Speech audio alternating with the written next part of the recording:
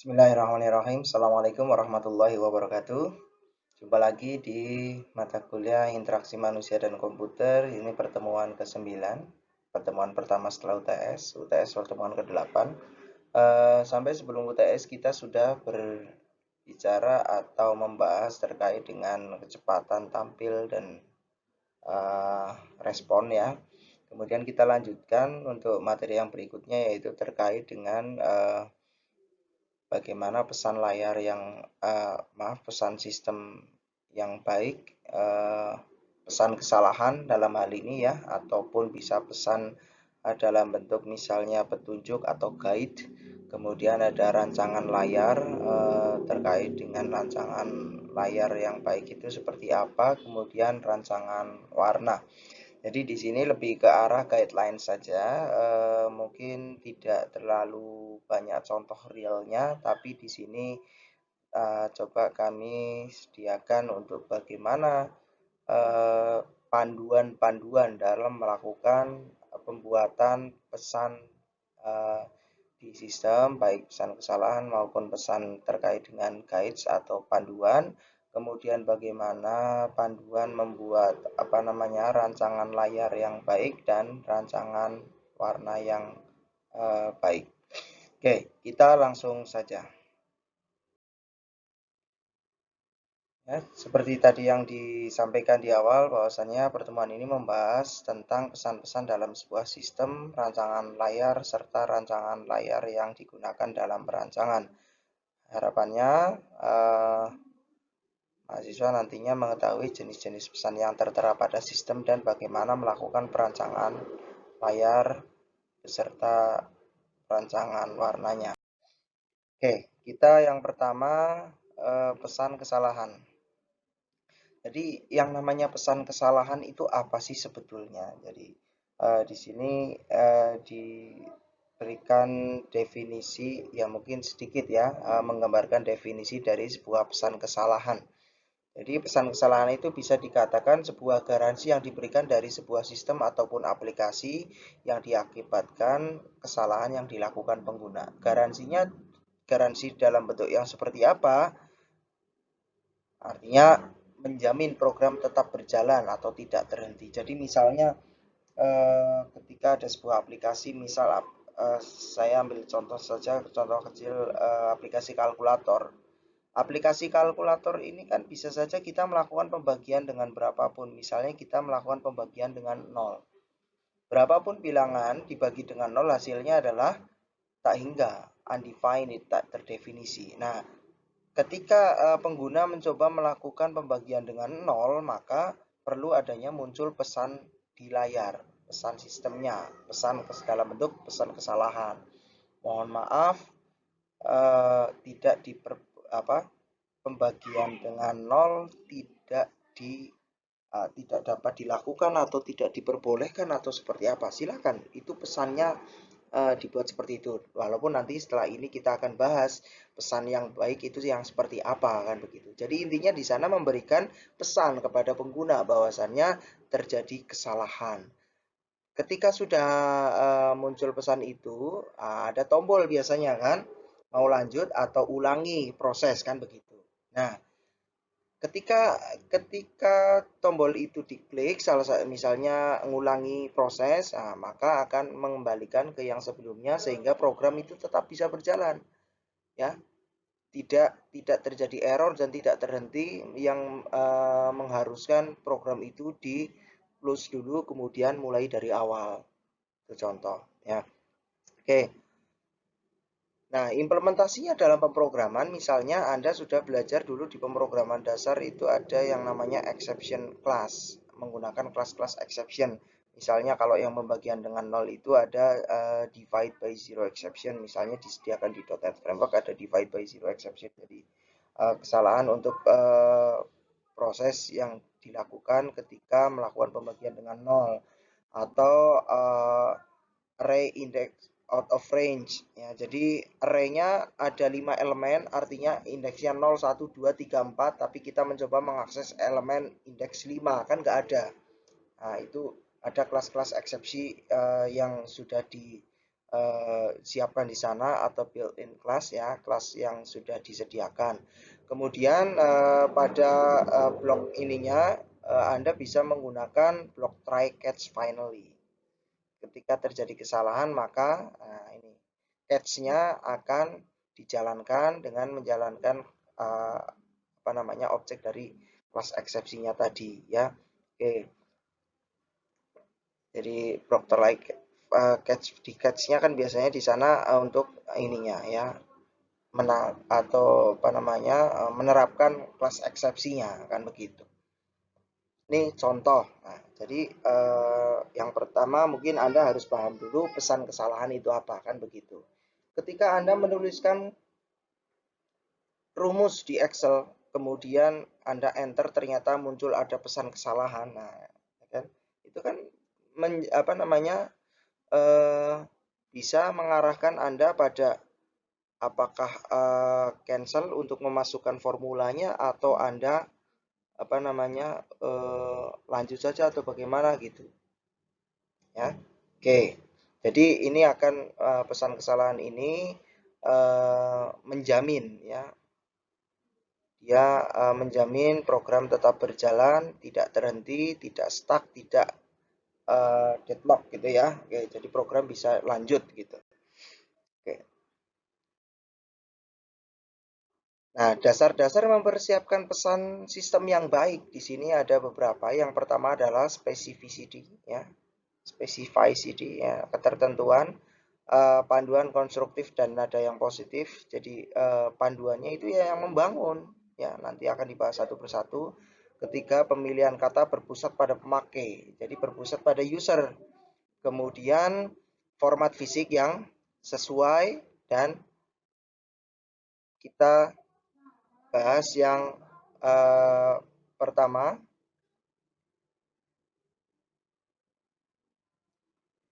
specificity ya. Contohnya, nah di sini saya berikan contoh eh, apa namanya syntax error. Ini buruk ini ya. Yang baik bagaimana? Misalnya unmatched left parenthesis. Nah, jadi eh, terjadinya ini saya ambil contoh aja misalnya ketika membuat sebuah program di sebuah text editor atau di IDE atau di tools yang lain misalnya kan gitu kan. Terjadi syntax error. Errornya kenapa? Ya kan? Jadi spesifik. Nah, errornya kenapa spesifik? Oh, ternyata unmatched left parenthesis. Jadi kurung yang sebelah kiri itu tidak match, tidak cocok. Ya. Kanan menggunakan kurung kurawal, yang kiri menggunakan apa? Misalnya kan begitu. Salah yang kiri misalnya. Nah, kemudian illegal entry, input yang salah. Nah, jadi di sini harus spesifik. Type first letter. Nah, pengetikan apa namanya untuk kata pertama atau apa awalnya huruf besar atau bagaimana begitu. Nah, ini berikan contohnya sekalian. Invalid data misalnya memasukkan rank bulan itu kan rank bulan kan bulan 1 sampai bulan 12 misalnya. Nah, ternyata yang dimasukkan di luar itu. Jangan cuma invalid data langsung aja. Months range from 1 to 12. Nah, misalnya kan begitu. Ya. Oke. Kemudian uh, page file name misalnya. File names must begin with a letter atau apa misalnya apa nama file itu harus diawali dengan huruf atau dengan apa yang jelas spesifik. Nah, misalnya begitu. Oke, ini yang pertama, ketertentuan. Yang kedua, sana ada panduan yang konstruktif dan ada yang positif. Contoh, nih, disastrous string overflow, job abandoned. Nah, jadi yang membangun, jelaskan di sana, ya nadanya yang positif. Undefined labels, tidak terdefinisi tuh. Nah, kan kayaknya kan apa sinis banget ya. Oke. Jadi contohnya ya define statement label before use, misalnya seperti kalau misalnya kita membuat pemrograman, ketika kita membuat program ya, kita belum deklarasikan variabel, tahu-tahu Anda menggunakan variabel dengan nama itu. Nah, sebelumnya belum dideklarasikan. Nah, pasti akan error di sana kan, undefined variable atau apa kan begitu. Jadi variabelnya itu tidak terdefinisi ya karena memang di awal sebelumnya belum dideklarasikan. Kan begitu. Jadi berikan panduan yang atau pesan kesalahan yang membangun. Illegal statement warning misalnya. Written statement cannot be apa di sini, mohon maaf saya kameranya masih di sebelah kanan ini. Jadi nggak terlihat. Jadi intinya berikan panduan yang sifatnya membangun. Ya, misalnya ini string space consumed ya. Jadi space ini itu apa namanya? Intinya stringnya itu memakan tempat kan gitu kan. Nah, silakan revisi program untuk menggunakan string yang lebih apa namanya pendek atau apa namanya meningkatkan space untuk menampung stringnya kan begitu. Jadi berikan konstruk apa pesan dengan nada yang positif dan pastinya membangun atau konstruktif sifatnya. Oke, gitu. Kemudian yang ketiga, di sana ada pemilihan kata yang berpusat pada pemakai. Ya. Pertama, minta maaf. Sorry. Ya kan? Bla bla bla bla bla. Nah, kan begitu. Kemudian jangan menyalahkan pemakai. Ya. You're wrong. Nah, salah. Kamu salah. Oh ya wis lah, orang sedang nganggo. Nah, kan? Ya sudah, saya nggak pakai kamu. Banyak aplikasi yang lain kan gitu. Yang sopan ya. Oke. Kemudian contohnya di sini misalnya. Ketika terjadi misalnya salah ini ya, jadi illegal telephone number, call aborted, nah, panggilan dibatalkan, error numbernya. Nah di sini menampilkan apa nomor nomor ini ya, nomor kesalahannya. Nah pengguna kan nggak tahu nomor kesalahan itu. Nomor kesalahan itu yang generate siapa, kan developer, pengembang ya. Silakan konsultasikan pada ini, nah, kan gitu kan. Intinya ya, jadi berikan ini, we're sorry ya, but we were unable to complete your call as dialed. Ya, jadi maaf ya, kami tidak, intinya tidak bisa menyelesaikan panggilan Anda kan gitu intinya. Ya, berikan ininya. Ya, kenapa ya kan? Terjadi kesalahan apa dan seterusnya. Oke. Mungkin Anda banyak ya menjumpai ketika di browser saja misalnya. Anda kondisinya offline, kemudian Anda mencoba untuk mengakses Google. Nah, di sana kan ada sorry atau apa kan gitu kan. Nah kemudian di sana ininya juga konstruktif juga. Coba cek koneksi jaringannya atau cek apanya, nah, kan begitu. Oke. Kemudian yang berikutnya, format fisik yang sesuai. Gunakan kombinasi huruf besar dan kecil. Jadi misalnya kan itu muncul dalam sebuah kotak dialog. Mungkin saya di sini tidak contohkan kotak dialog untuk menampilkan pesan kesalahan ya. Saya kira Anda sudah sering ini ya. Ketika Anda apa namanya ngetik di Excel salah, kemudian formulanya salah ya, sana akan muncul dan seterusnya. Kombinasi huruf besar dan kecil di judul kotak dialognya misalnya apa, nah kan gitu kan. Nah, kombinasi huruf besar dan kecil itu untuk apa? Paling tidak untuk memberikan sorotan lebih atau untuk menegaskan ya. Oke, seperti itu. Kemudian hindari tampilan hanya nomor kode kesalahan. Seperti tadi kan contohnya jelek, menampilkan nomor kesalahannya ini ya, nggak tahu, pengguna kan nggak tahu nomor kesalahan itu kesalahan yang terjadi apa, nggak tahu. Berikan apa namanya kejelasan terkait dengan kesalahan yang terjadi. Kemudian peringatan dengan suara memang berguna, tapi terkadang memalukan ya.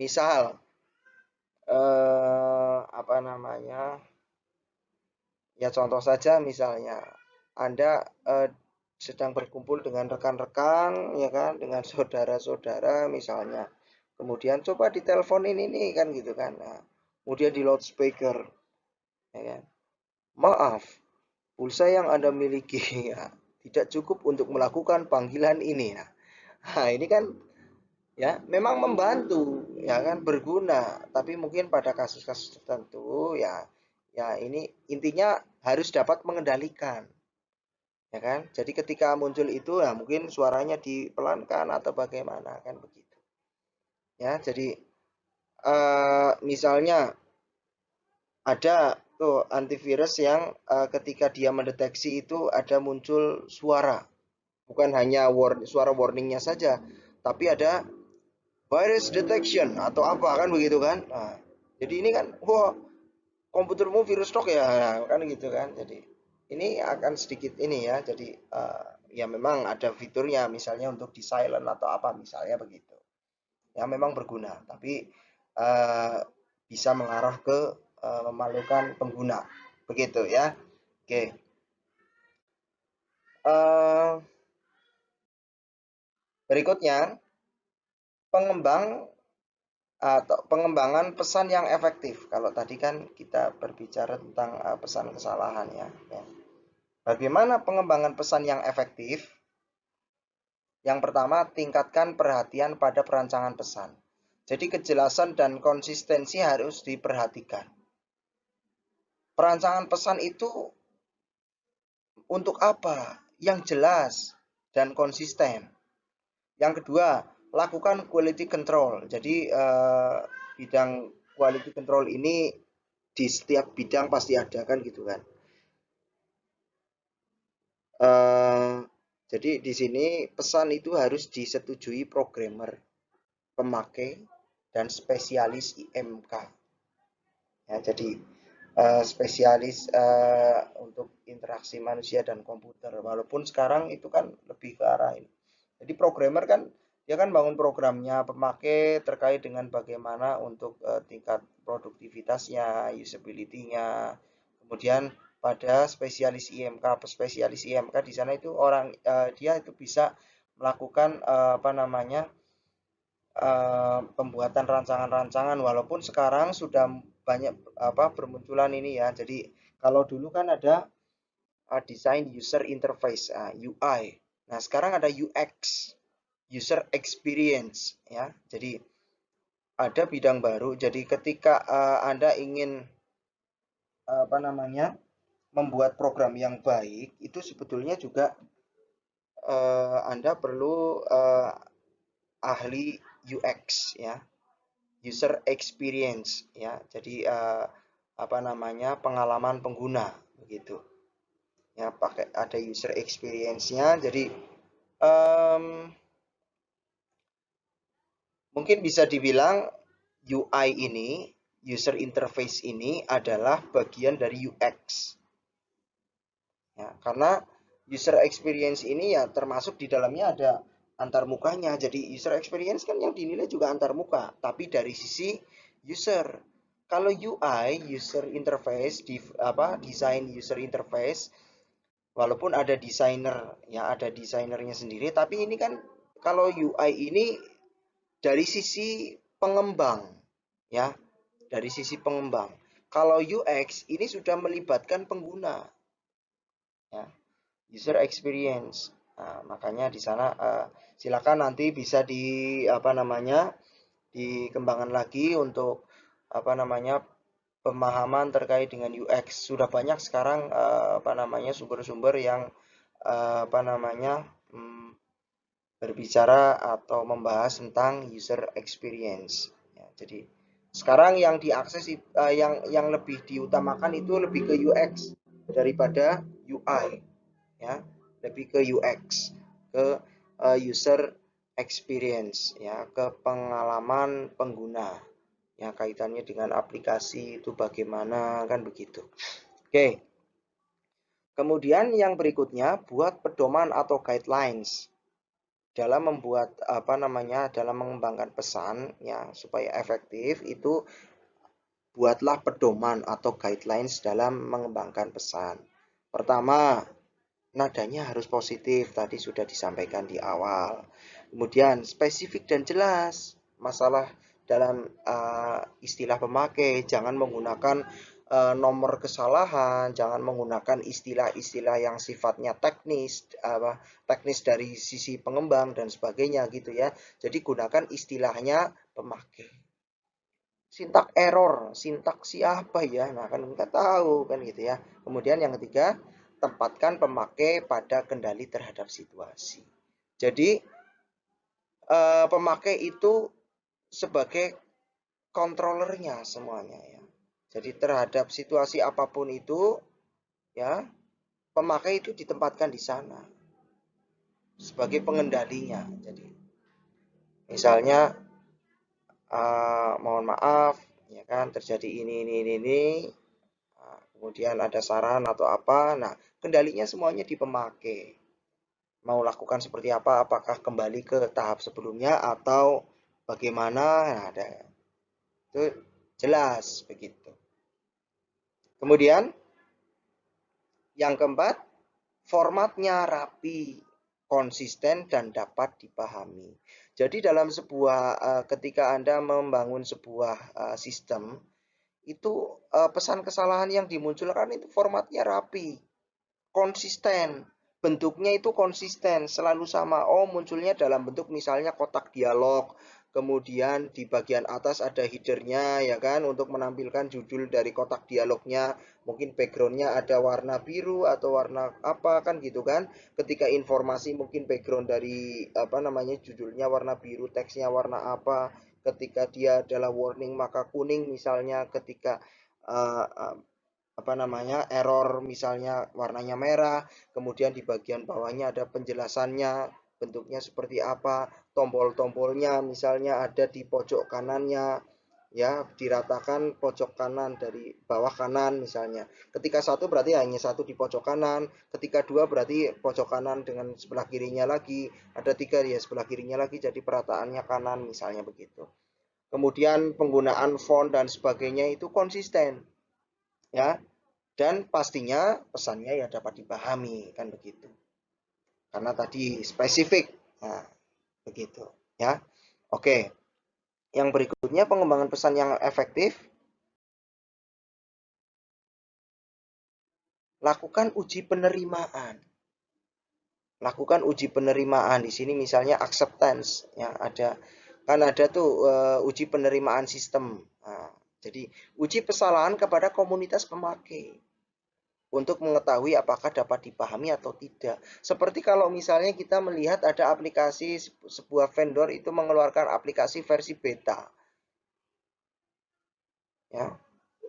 Pengujian itu kan juga ada alpha, ada beta. Kalau alpha itu skalanya skala developer yang menguji. Kalau beta itu sudah melibatkan pengguna. Nah, makanya rilis versi beta itu yang sudah apa namanya lolos uji dari developer, kemudian coba dirilis ke beta untuk mengambil feedback dari pengguna.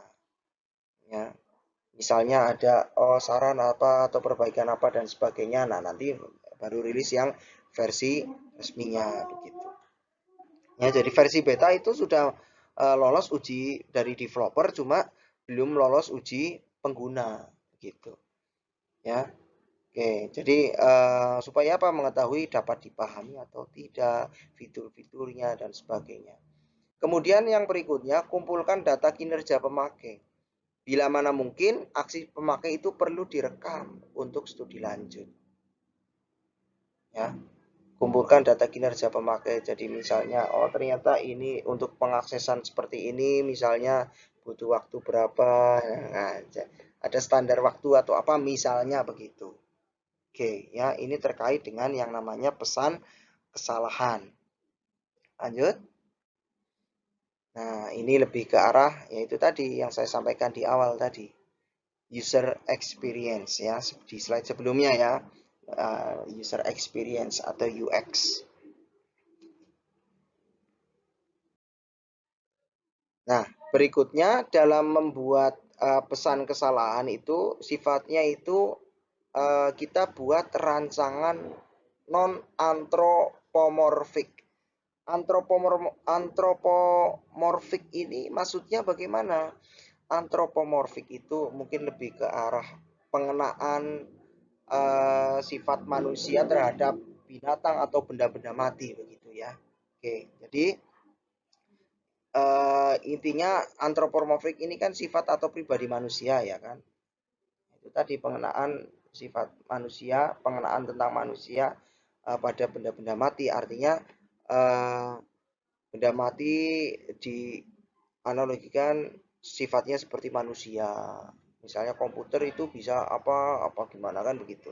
Ya, jadi anthropomorphic itu seperti itu ya. Contoh instruksi yang sifatnya anthropomorphic atau non anthropomorphic itu seperti apa? Contohnya ini. Kalau yang anthropomorphic ya. Jadi intinya memanusiakan lah begitu. Hi there John, it's nice to meet you. I see you are ready now ya. Jadi mungkin kalau smart system yang sekarang mungkin lebih ke arah situ ya. Jadi ketika misalnya ada smart house ya, rumah cerdas. Begitu mau masuk pintu, kemudian mungkin Anda pernah melihat videonya ya. Mengucapkan passwordnya maka pintunya keluar pintu yang keluar, pintunya buka misalnya. Open the door misalnya kan. Open the door. Dia deteksi buka pintu, begitu masuk ya kan. Good morning John. Have a nice day atau apa kan gitu kan. Nah, jadi mungkin boleh yang semacam itu. Ya memanusiakan itu. Tapi kalau misalnya dalam bentuk sistem-sistem ini ya kalau bisa sifatnya yang non anthropomorphic ya. Jadi misalnya press enter key to begin session. Nah, jadi lebih ke arah ini ya. Oke, panduan begitu. Jadi hal-hal yang perlu dipertimbangkan dalam rancangan non anthropomorphic adalah yang pertama di sini pemberian sifat cerdas. Jadi tidak perlu memberikan yang lebih detail banget begitu ya. Jadi anggap itu pengguna semuanya cerdas gitu.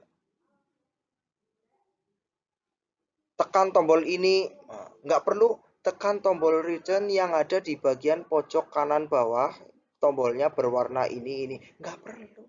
Ya, cukup tekan tombol return untuk keluar, selesai. Cerdas, ya, bebas. Nah, di sana misalnya ada pemilihan-pemilihan, ada menu tombol-tombol yang perlu dipilih, ya kan? Berkehendak bebas dan berpengetahuan kepada komputer, ya, itu ya. Jadi pemberian tapi ini ada yang mungkin bersifat sebaliknya. Pemberian sifat cerdas, bebas, berkehendak bebas dan berpengetahuan kepada komputer. Nah, ini juga bisa menipu, membingungkan dan menyesatkan pemakai. Ya, jadi walaupun tadi menganggap pengguna cerdas, tapi tetap berikan panduan yang spesifik. Ya, jadi tidak usah lebay, tidak usah berlebih ya, tidak usah berlebih, tidak usah lebay, begitu intinya gitu. Ya, ya yang kalem aja kan begitu. Kemudian penting untuk membedakan orang dengan komputer, begitu ya. Jadi bedakan. Kemudian antarmuka antropomorfik dapat membuat ketegangan bagi beberapa orang. Jadi antarmuka yang sifatnya antropomorfik dapat membuat ketegangan. Ya, karena dia seperti tadi hi there John atau apa ini kan. Loh, ini bukan John kok atau gimana gitu misal. Sebaiknya perancangan antropomorfik ini memfokuskan pada pemakai dan menghindari kata ganti. Ya. Contoh misalnya yang buruk. Ini I ini kan kata ganti orang pertama. I will begin the lesson when you press return. I siapa? Komputer maksudnya kan gitu kan atau bagaimana? Ya, siapa? hindari penggunaan kata ganti penghubungnya. Maaf, kata ganti orang gitu ya. Oke. Kemudian yang lebih baik misalnya you can begin the lesson by pressing return. Ya. Atau misalnya yang lebih baik lagi gimana yang paling baik? Nah, langsung saja. Sifatnya panduan. To begin the lesson, press return. Contoh ya, misalnya begitu.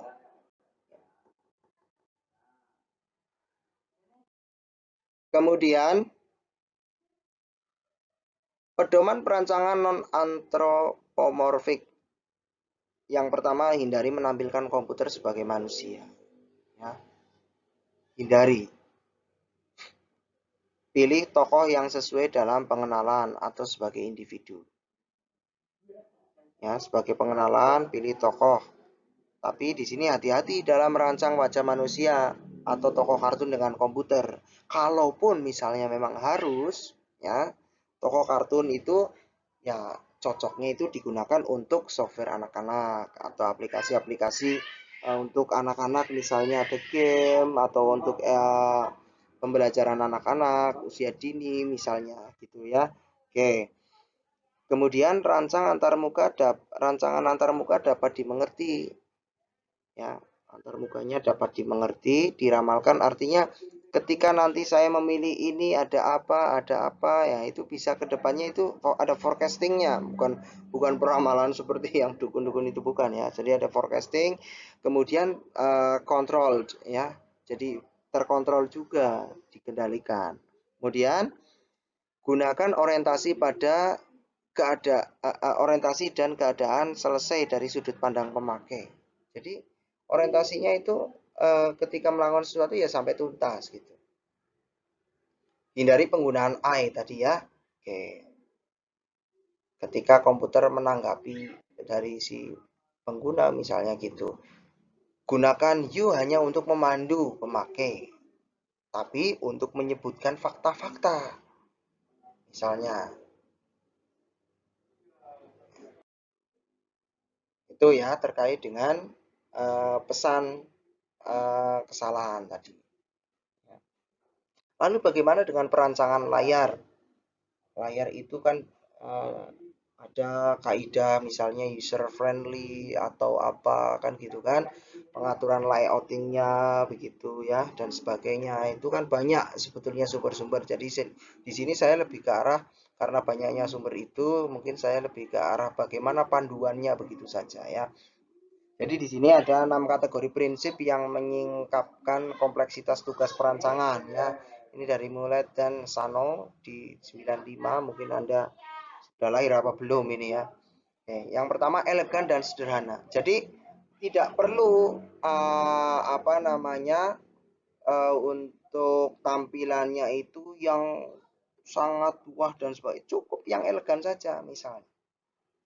Jadi misalnya nih seperti slide ini ya kan. Nah, sederhana, nggak perlu backgroundnya warna gradasi warna apa tertentu dan sebagainya, hurufnya cukup sederhana warna hitam saja. Biasanya kan huruf yang warna hitam, kasihlah aksen-aksen misalnya kan begitu, sederhana gitu ya. Oke, kesatuan dipikirkan dengan baik dan cocok ya, jadi kesatuan warna perpaduannya kira-kira supaya padu itu warnanya apa ya, nah kan gitu ya. Jadi jangan seperti apa ya ya warnanya lah pengaturan ininya juga nanti walaupun nanti ada pembahasan tersendiri terkait dengan pengaturan warna ya. Oke. Skala kontras dan proposisi. Jadi skalanya itu dipastikan apa ditentukan ditetapkan kejelasannya. Jadi misalnya mungkin bagi menu-menu yang sifatnya itu lebih banyak digunakan atau lebih urgent itu apa namanya dibuat mungkin lebih besar. Contoh, saya ambil contoh layar dashboard misalnya, baik di sepeda motor atau di kendaraan roda 4 misalnya. Pada layar dashboard yang paling besar itu apa? yang menampilkan informasinya itu ditampilkan dalam bentuk yang paling besar, size-nya paling besar itu apa? Apa?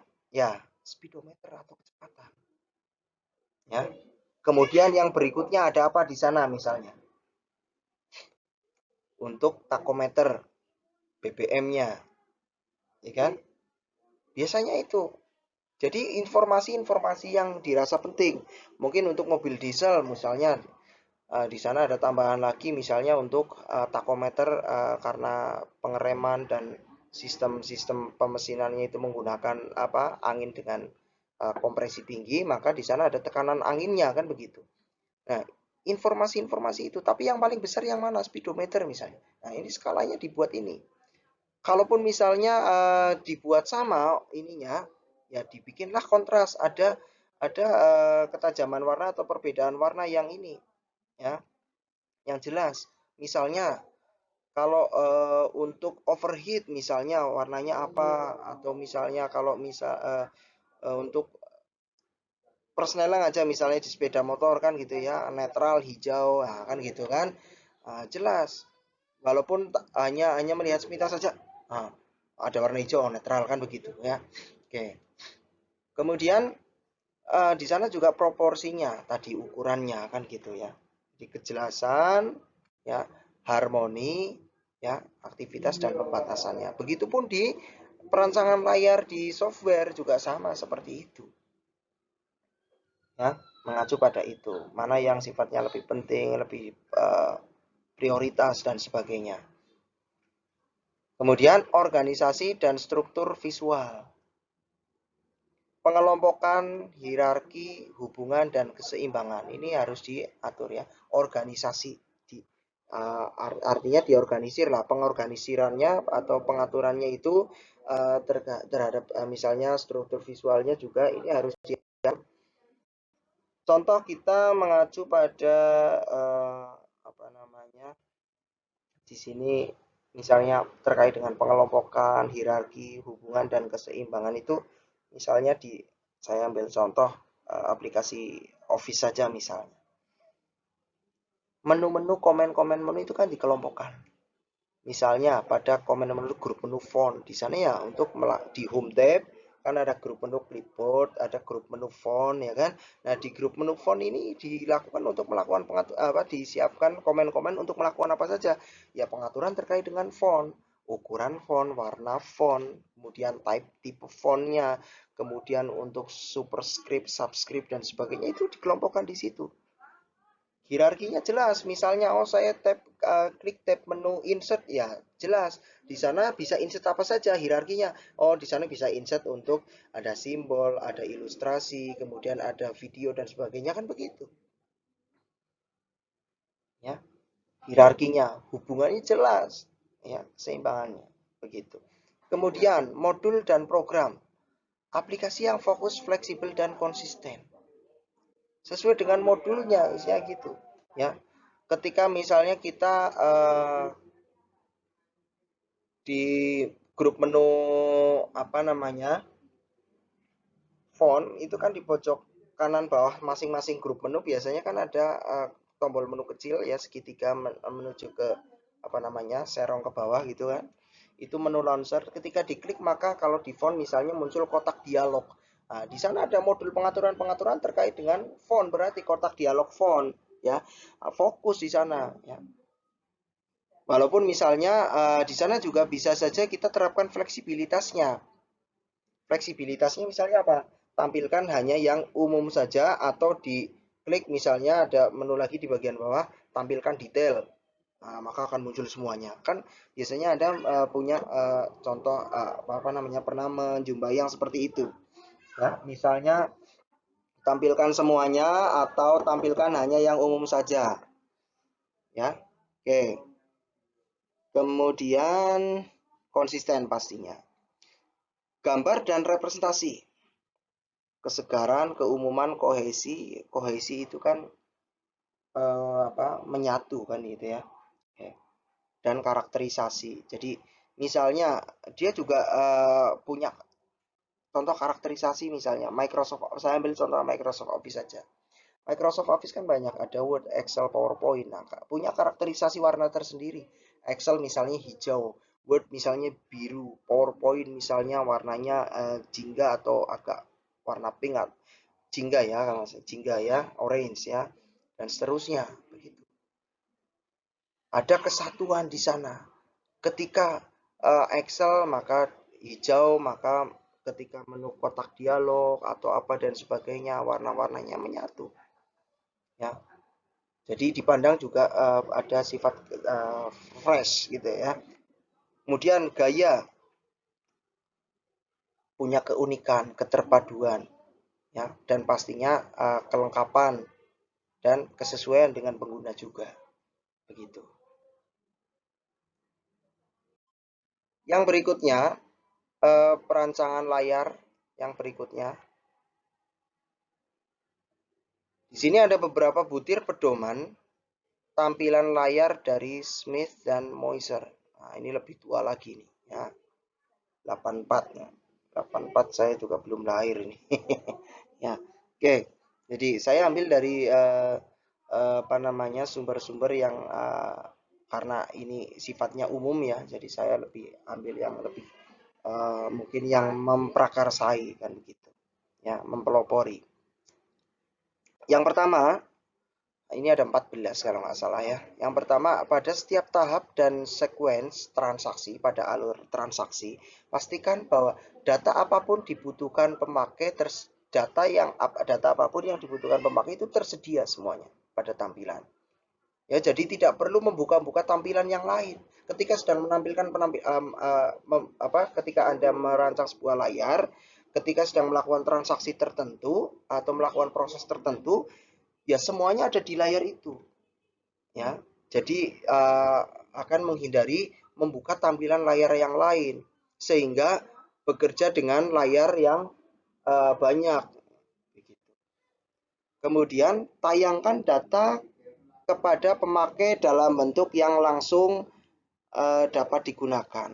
Jadi datanya itu sudah siap digunakan, tidak tidak mengharuskan atau malah nyuruh pemakai itu untuk mengkonversi. Jadi data yang ditampilkan dalam bentuk apa ternyata penggunaannya kan dalam bentuk yang lain misalnya. Itu jangan malah nyuruh pemakai untuk konversi ya. Oke. Jadi siap dipakai datanya. Nah, kemudian untuk setiap jenis tampilan data, pertahankan format yang konsisten dari satu tampilan ke tampilan yang lain. Ya, jadi untuk menampilkan jenis tampilan data, pertahankan formatnya. Formatnya seperti apa? Di tampilan yang pertama formatnya seperti apa, tampilan yang berikutnya dan tampilan-tampilan yang lain formatnya sama. Sehingga pengguna juga tidak beradaptasi lagi. Ya. Oke. Layar biasanya tombol itu berada tombol menu misalnya berada di pojok kiri atas atau di mana, pojok kanan atas atau di mana. Ya, di setiap layar untuk pengaturan-pengaturan yang lain juga dibuat yang sama. Ya, begitupun untuk menampilkan data. Gunakan kalimat yang pendek dan sederhana. Jadi harapannya dengan kalimat yang pendek itu dan pastinya sederhana bisa dengan cepat dipahami. Tapi kalimat yang pendek itu juga jangan sampai ambigu, jangan sampai membingungkan. Jadi pendek, sederhana tapi jelas, spesifik perintahnya apa. Ya, atau untuk penamaan layar dan sebagainya itu sudah mewakili, misalnya begitu. Ya. Oke.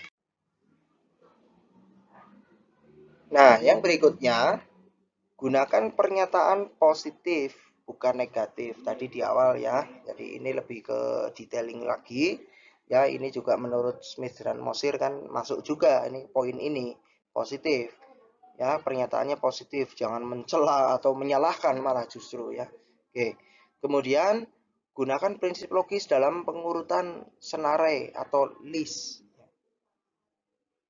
Ya, mungkin bisa diurutkan alfabetis atau berdasarkan apa namanya urutan langkah atau bagi terserah. Nah, intinya di sana pengurutan yang logis. Nah, gitu. Bisa abjad atau yang lain. Kemudian yang ketujuh, Buat kolom data alfabetis rata kiri agar mudah ditelusuri. Kalau kolom data yang sifatnya alfabetis itu dibuat rata kiri, jadi kelihatan di sana hurufnya, depannya apa, A, B, C, dan seterusnya. Ya, sehingga mudah untuk penelusurannya. Berikutnya pada tampilan banyak halaman atau ketika bekerja dengan banyak tampilan, ya, kalau terpaksanya harus bekerja dengan lebih banyak halaman, berikan label pada setiap halaman untuk menunjukkan hubungan dengan halaman lainnya. Ada labelnya, ya, ada judulnya, judul formnya misalnya begitu, ya. Kemudian awali setiap tampilan dengan judul atau header yang menggambarkan secara singkat isi atau tujuan tampilan, yaitu tadi pada judul ininya, ya, judul formnya. Sisakan paling sedikit satu baris kosong antara judul dan isi tampilan. Jadi tidak dekat judulnya, kemudian agak turun dikit sehingga ada sedikit pembeda, ya, jarak antara judul dengan isinya. 10 untuk kode ukuran, simbol yang lebih besar tingginya paling sedikit, ya. Jadi untuk kode ukuran, ya, jadi di sini simbol yang lebih besar tingginya paling sedikit 1,5 kali simbol berikut yang lebih kecil, ya. Oke, jadi itu ada skalanya. Kemudian gunakan kode warna untuk aplikasi sehingga pemakai dapat membedakan, ya, dengan cepat berbagai kategori data, khususnya ketika data item terpencar, ya, berpencar-pencar. Ya, gunakan kode warna.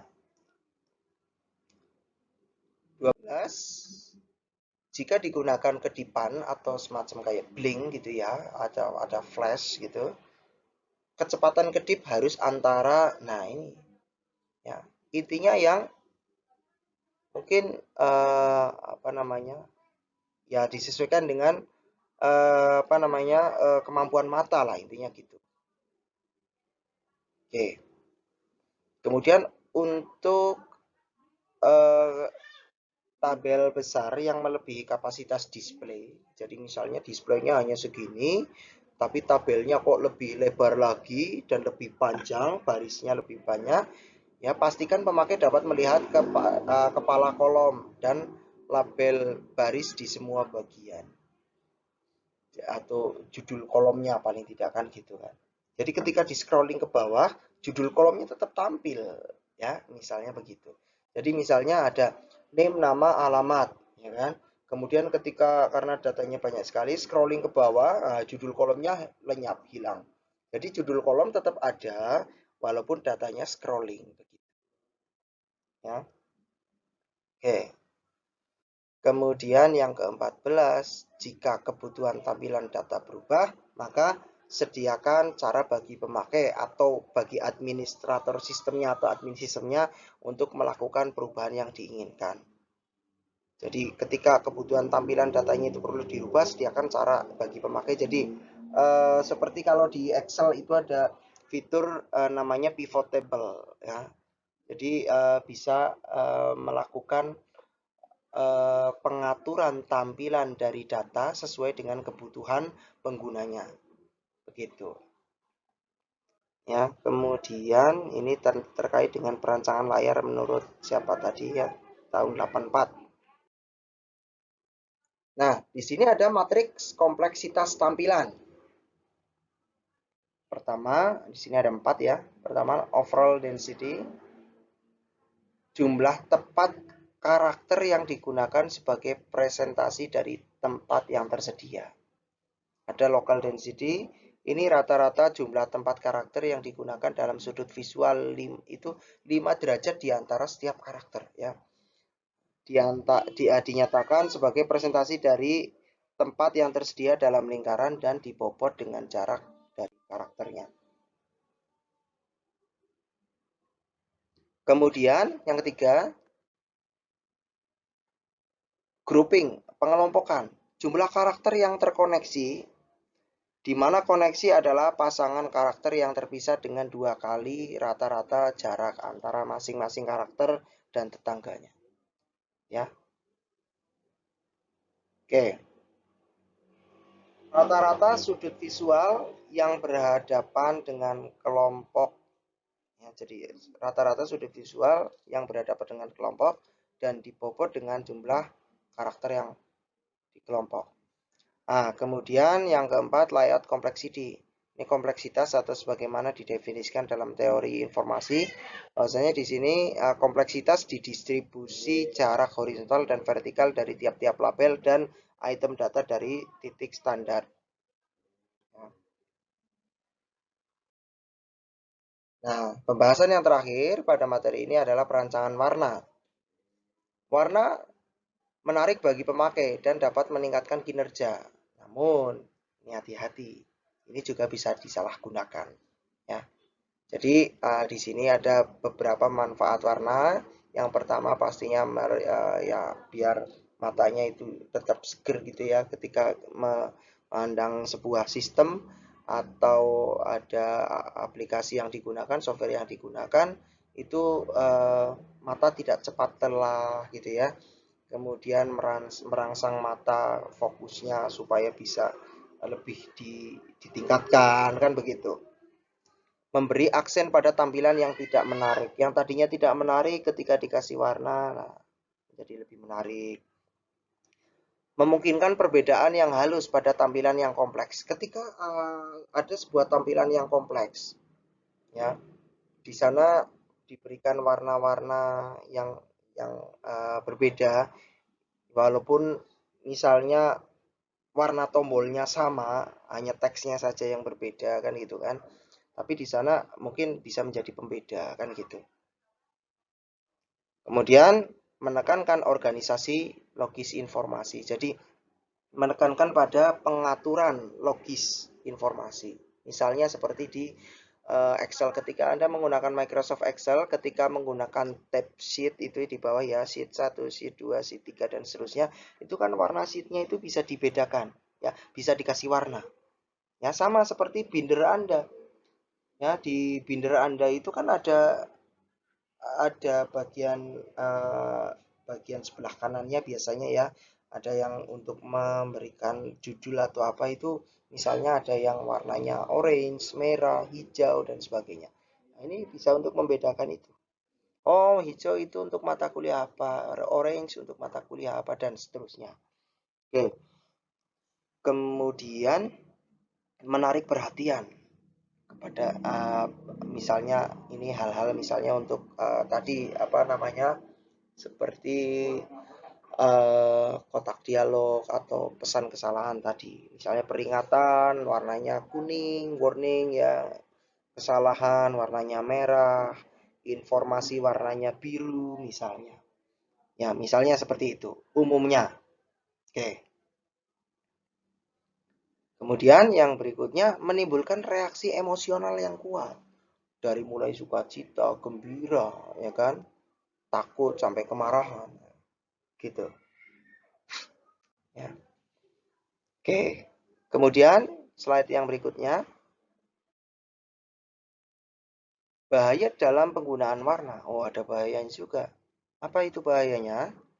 Pemasangan warna dapat membuat masalah ketika tidak pas, nah, ketika tidak tepat. Makanya di sini juga diperlukan juga kalau orang-orang yang dia di UI, dia kerja di UI untuk desainer UI, itu dia juga paham ilmu DKV ya, desain komunikasi visual. Warna apa mengandung arti apa dan sebagainya. Oke. Fidelitas warna dapat menurun pada hardware yang berbeda. Jadi fidelitas itu apa? Fidelitas itu lebih ke tingkat keakurasian ya, tingkat keakuratan sebuah perangkat elektronik untuk memproduksi baik gambar ataupun suara. Ya, jadi fidelitas warna itu dapat menurun pada hardware yang berbeda. Ketika misalnya saya menggunakan monitor dengan resolusi sekian kali sekian, ketika ditampilkan dengan monitor yang lain dengan kualitas yang berbeda, misalnya saya pakai monitor apa, kemudian LED misalnya, kemudian ditampilkan pada monitor LCD dengan resolusi sekian. Nah, ini bisa saja warnanya menurun atau terdapat perbedaan. Karena apa? Hardware-nya memang berbeda. Begitu, ya.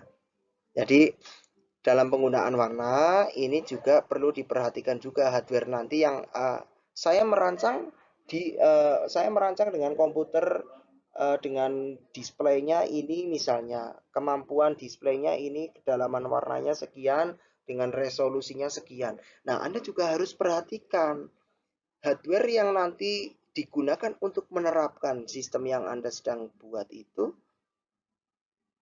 spesifikasinya seperti apa supaya ini, ya, fidelitasnya tidak menurun.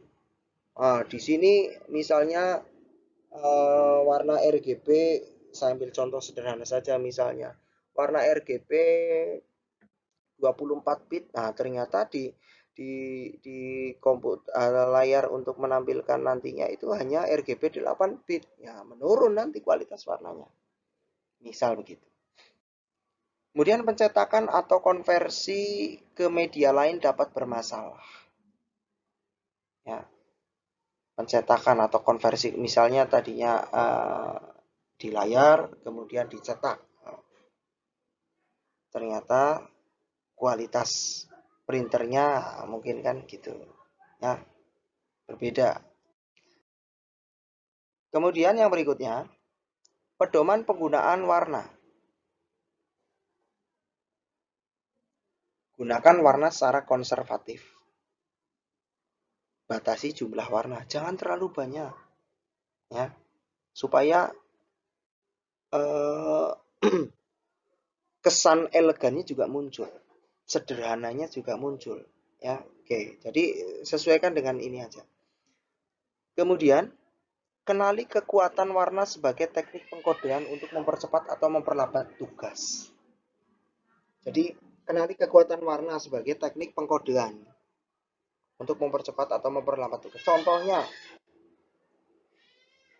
ketika Anda menuliskan kode program, entah pakai editornya apa itu, mau pakai Sublime, mau pakai Dreamweaver, mau pakai Visual Studio, biasanya di sana kan untuk keyword-keywordnya itu kan sudah berbeda.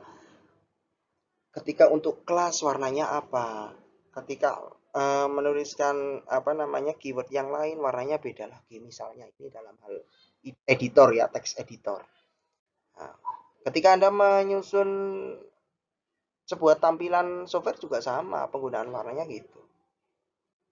Pastikan color coding mendukung tugas. Pengkodean warnanya juga sama. Oke, kemudian tampilan color coding dengan usaha pemakai yang minimal.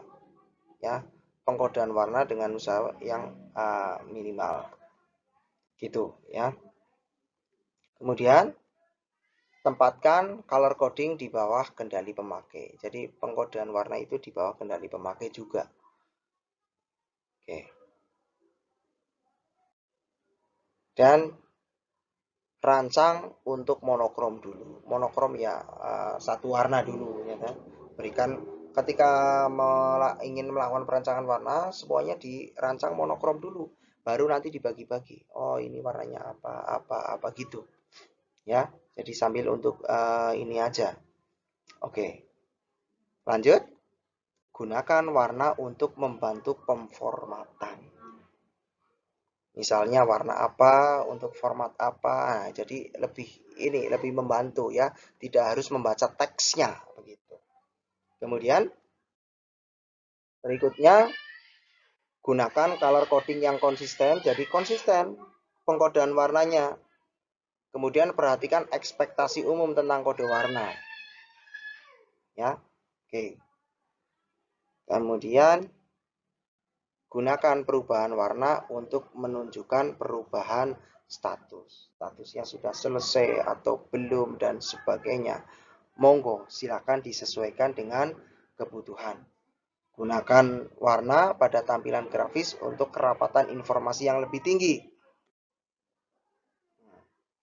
Ya. Oke. Nah, ini adalah beberapa hal yang perlu diperhatikan ketika perancangan warna, ya, dari Tadi kita sudah bahas bagaimana merancang untuk pesan kesalahan, bagaimana merancang untuk layar, dan perancangan warna. Baik, semoga bermanfaat. Silakan kalau ada pertanyaan bisa ditanyakan melalui grup WhatsApp. Terima kasih. Assalamualaikum warahmatullahi wabarakatuh.